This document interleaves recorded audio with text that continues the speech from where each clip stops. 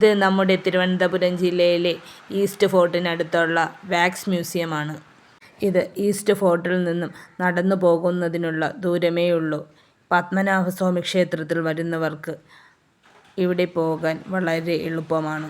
നമ്മൾ ആദ്യം കയറി വരുമ്പോഴേ ഇവിടെ സ്ഥാപിച്ചിരിക്കുന്നത് ഗാന്ധിജിയുടെ പ്രതിമയാണ്. ഇത് കഴിഞ്ഞ് വരുമ്പോൾ അന്ന ഹസാരെയുടേതാണ്. അതിൻ്റെ സമീപത്തായി കുറേ ചുവർ ചിത്രങ്ങളും വെച്ചിട്ടുണ്ട്.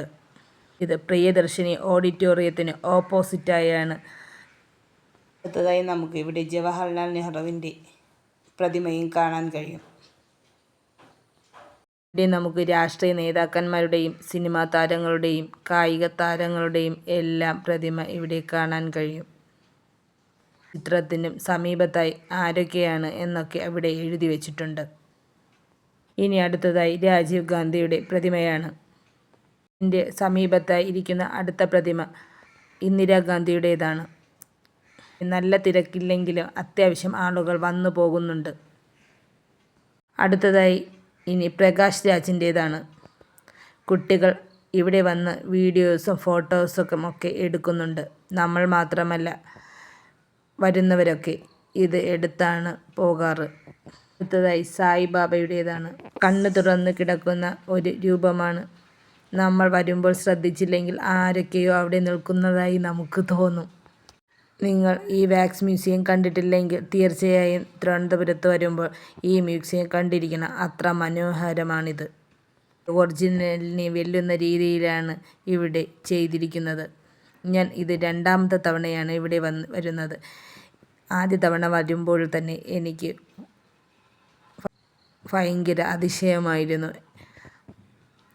എൻ്റെ കൂടെ വരുന്നവർ ആദ്യമായി കണ്ടവരുമുണ്ടായിരുന്നു.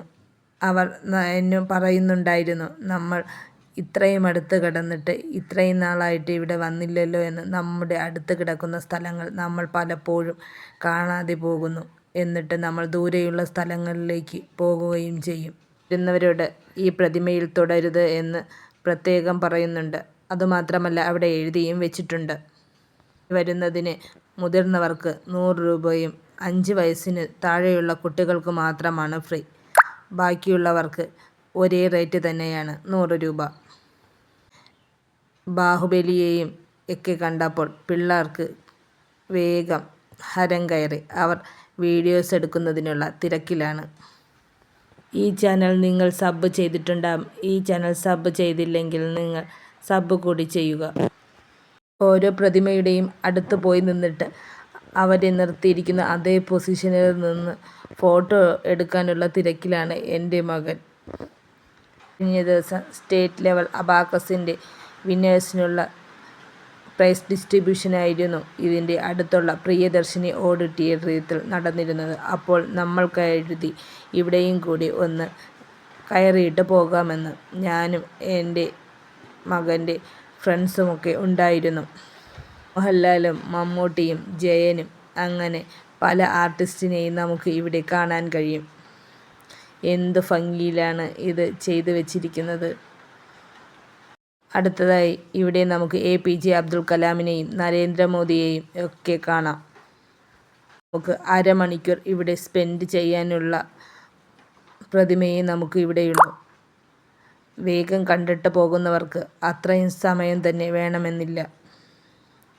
അതിനുശേഷം ഇവിടെ ഇറങ്ങുമ്പോൾ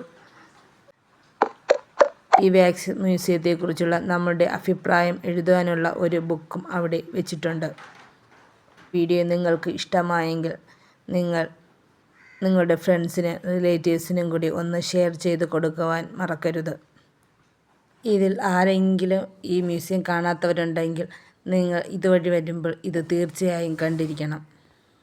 ഈ പ്രതിമ നിർമ്മിച്ച ആൾ ഏതൊക്കെ രീതിയിലാണ് ഈ പ്രതിമകൾ സ്ഥാപിച്ചിരിക്കുന്നതെന്നും ഇങ്ങനെയൊക്കെയാണ് അളവുകൾ എടുത്താണ് ചെയ്തിരിക്കുന്നത് എന്നൊക്കെ ഇവിടെ എഴുതി വച്ചിട്ടുണ്ട്.